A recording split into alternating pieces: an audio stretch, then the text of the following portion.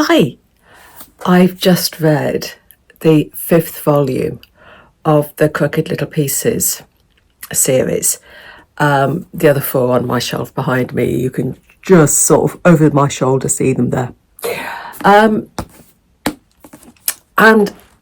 again, we are with the Holt sisters, Isabel and Anna Lieza. And we are now in the late 1950s, early 1960s.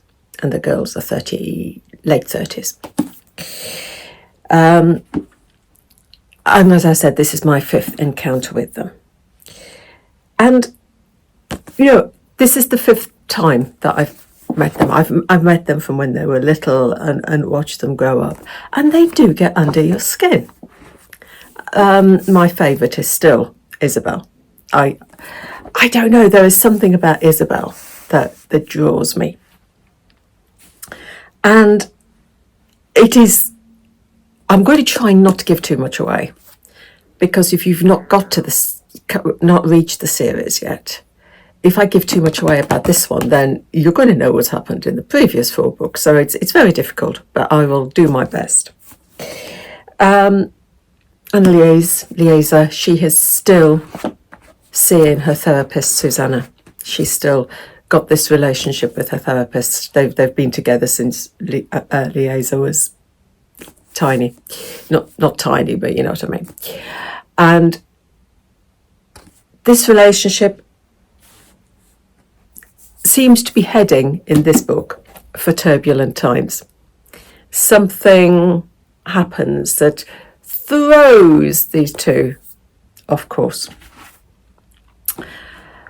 In her own consulting rooms, because Lieza's a psychoanalyst as well, she is still seeing C.A. Remington, this guy that we've met in previous years, who is really under her skin, the same way that the sisters are under mine. And I don't know, there always seems to be, when I'm reading this, I feel that there's a distance between me and Lieza. She's not someone I would want to hug, if that makes sense. She's not, there always seems to be a barrier between her and me. And she's not someone you could imagine. I couldn't imagine sitting down, having a cup of coffee and a girly chat with her. She's not that sort of person. But by the end of this novel, though, you are seeing some positivity in her life. And although I said you can't see her smiling a lot, I think there is a glimmer of a smile by the end of this book. We are seeing there's more positivity in her life. For her own therapist, Susanna, things are not simple any longer. No way are they simple any longer. And she almost seems to be grasping at a life that has passed her by. She seems to be trying to recapture something. And this is what causes a little bit of turbulence between her and Lieza. As for Isabel, my favourite, she's still head of music at the school that she's taught at for years. She is still loved by all her girls.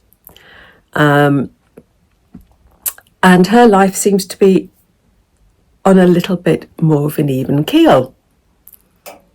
And then Richard Schneider appears again, who we've met in previous books, and there's a very strange relationship between these two. I mean, she's on an even keel now, and then he comes and disrupts. And he doesn't only disrupt, he is threatening everything that she holds dear. Particularly her girls, her beloved pupils. And I have to admit that her speech at the end of the book, towards the end of the book, had me in tears. I could just feel her emotion. I could just feel it.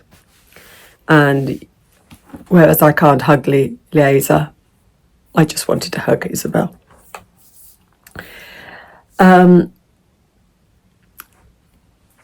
Towards the end of the book, we see her life taking her to pastures new.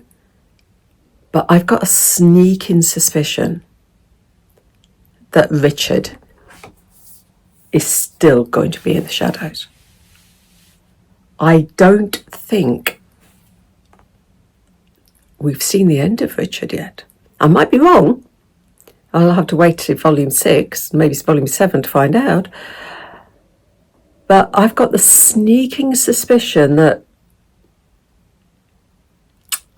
Richard is in the shadows somewhere. For good or bad, I'm not quite sure. But I think there's unfinished business there. Which, you know, and she's... I don't know. Just a feeling that I've got. And Sophia Lambton, the author, she's not going to give me any clues. She never does. I've just got to wait until volume 6 arrives and I can turn the next page and find out. So that's Crooked Little Pieces, volume 5 by Sophia Lambton. And yeah, I do like these sisters, particularly Isabel. So, happy reading. Take care.